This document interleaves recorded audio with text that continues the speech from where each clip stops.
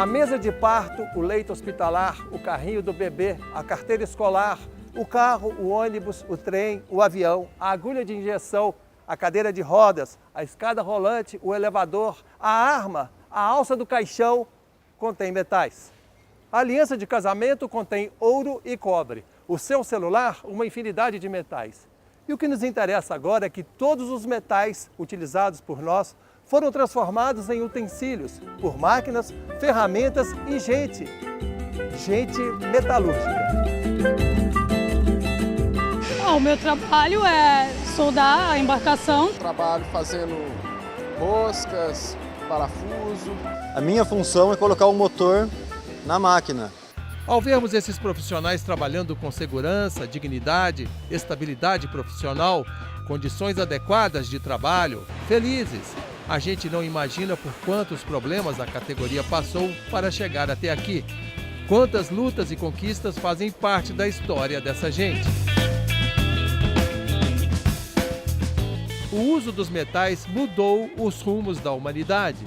Depois que desenvolvemos maneiras de transformá-los há mais de 6.500 anos, eles estão cada vez mais presentes no nosso cotidiano. No decorrer da história, eles estiveram nos utensílios domésticos, nas armas, ferramentas, nas máquinas rudimentares, máquinas modernas, futuristas. Não dá para falar da nossa trajetória sem falar dos metais. Aqui é a matéria-prima do aço, é o gusa, que vai para a serraria e vai virar aço. E o aço é a base de quase tudo. Durante milênios, o homem beneficiou os metais artesanalmente. As usinas siderúrgicas, produtoras de ferro, surgiram na segunda metade do século XVIII, com a Revolução Industrial na Inglaterra. O material era necessário para as máquinas a vapor nas linhas de produção e para a propulsão de locomotivas, além das próprias vias férreas. No Brasil, os primeiros metalúrgicos vieram da Europa, no século XVI. Um dos primeiros metalúrgicos em terras brasileiras foi o noviço jesuíta português Mateus Nogueira. Ele tinha uma tenda de ferreiro em algum lugar por aqui no pátio do colégio, onde produzia foices, facões, anzóis, machados e também utensílios domésticos. Ainda no século XVI, surgiu a primeira mini siderúrgica do Brasil. Na realidade, uma forja com 2 fornos rústicos. Foi um empreendimento do português Afonso Sardinha, depois de descobrir minério de ferro na região onde hoje se encontra Sorocaba, interior de São Paulo. O Afonso Sardinha encontrou as primeiras amostras de ferro e daí em seguida ele enviou no momento a pessoa que comandava essa região, né, que era o Morgado de Mateus. O Morgado de Mateus posteriormente enviou ao Marquês de Pombal as primeiras amostras e aí em 1810 Dom João VI assina uma carta régia fundando então a Real Fábrica de Ferro Ipanema. O Dom João VI faz um investimento muito grande em 3 iniciativas para criar siderurgia no Brasil. No norte de Minas, no centro de Minas, no caminho de Ouro Preto, ali em Congonhas, e aqui em Sorocaba. A mão de obra em Ipanema ela sempre foi muito diversificada, né? Porque havia assim os escravos, né? Os africanos livres que tiveram uma experiência muito próxima da escravização, porém não eram escravos, os operários livres, a população pobre ao entorno, e os operários estrangeiros, principalmente os alemães, os suecos, né, e os prussianos. A concorrência com produtos importados da Inglaterra comprometeu o desenvolvimento da siderurgia brasileira durante o século XIX. A maior parte dos trabalhadores migrou para as lavouras de cana-de-açúcar e de café. Somente na segunda década do século XX, a indústria siderúrgica no Brasil assume sua real importância com a criação de usinas em Minas Gerais. Em 1946, a Companhia Siderúrgica Nacional, a CSN, entra em operação em Volta Redonda, Rio de Janeiro. O alto-forno é um reator metalúrgico. Então a gente carrega carga metálica e coque, que é o combustível. E aqui embaixo sai o gusa líquido.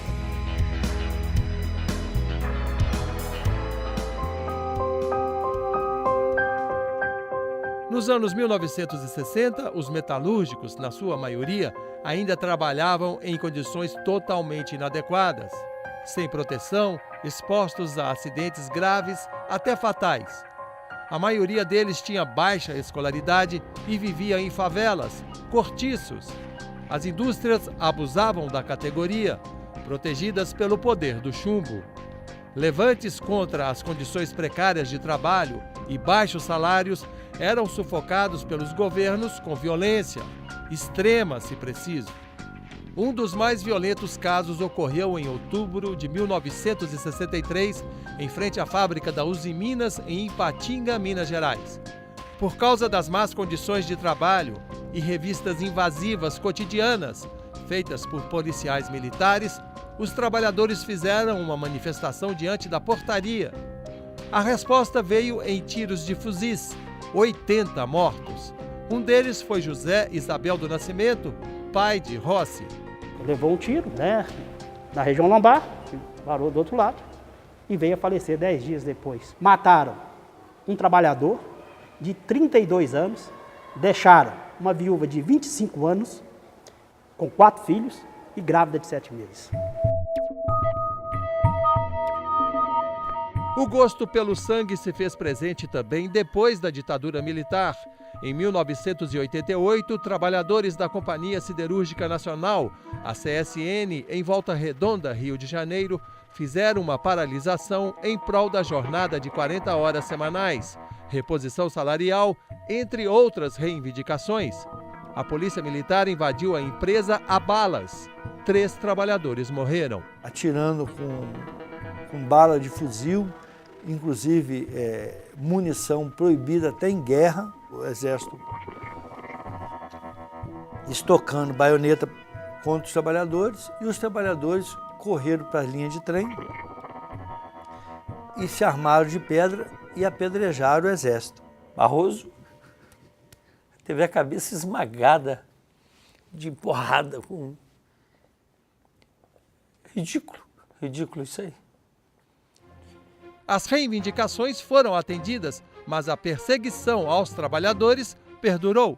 A decisão do presidente da empresa foi demitir a direção do Sindicato Metalúrgico, Sindicato de Engenheiros, Sindicato de Desenhistas, todos os sindicatos contabilistas, todos esses que contribuíram para o movimento, foram perseguidos e demitidos. Além das más condições de trabalho dos metalúrgicos, nos anos 1960, 70 e 80, havia o arroxo salarial. Era o governo quem decidia os reajustes de salário, sempre inferiores à inflação.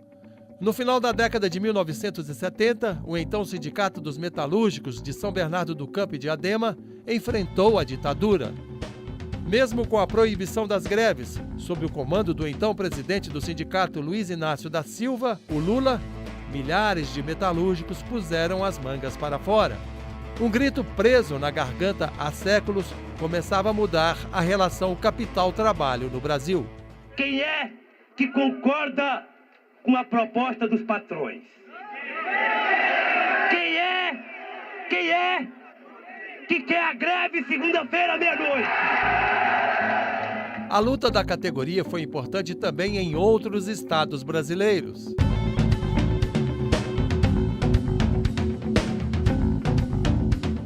Vários fatores contribuíram para a queda da ditadura militar brasileira. Um deles, com certeza, foi o protagonismo dos metalúrgicos do ABC paulista. As paralisações em prol dos direitos dos trabalhadores no decorrer das décadas de 1970 e 1980 balançaram o poderio dos militares. Eleições para presidentes civis viraram de vez aquela página da história. As conquistas trabalhistas dos metalúrgicos chegaram a outras categorias. Hoje em dia, o sindicato negociou, então a gente tem que brigar mais, entendeu? Antigamente não tinha nada, né, meu? Antigamente brigava, parava, ficava 40 dias parado, tinha demissões, hoje em dia não tem mais isso, né, meu? O metalúrgico José Damião Pereira dos Santos viveu as grandes greves dos anos 1970 e 1980, na época da ditadura e do arroxo salarial.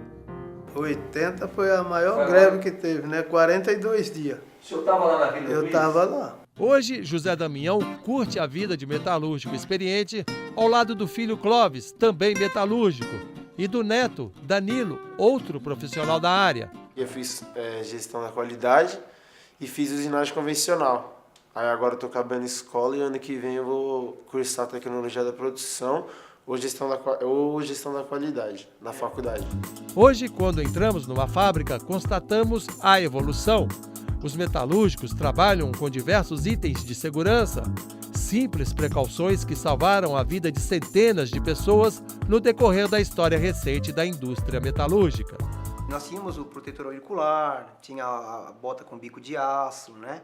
Luvas, capacete, óculos. Clóvis Pereira dos Santos trabalha na Volkswagen há 20 anos.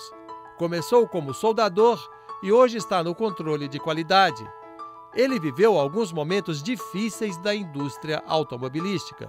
Começou a trazer carro importado aqui para nós, né? E por um custo às vezes até menor, isso poderia afetar por parte da metalúrgica, né? Nos anos 1990, com a abertura irresponsável do mercado brasileiro para o mundo, as indústrias metalúrgicas passaram por maus pedaços. A mais importante delas, a automobilística, esteve na iminência de fechar fábricas, demitir milhares de profissionais. E isso só não ocorreu em grande parte por causa do protagonismo dos trabalhadores. Foi 4 anos difícil. Ela anunciou 10 mil demissões nas plantas da Volkswagen Anchieta e Taubaté. Ali o sindicato teve que realmente mostrar o caráter, né? De espírito de negociador.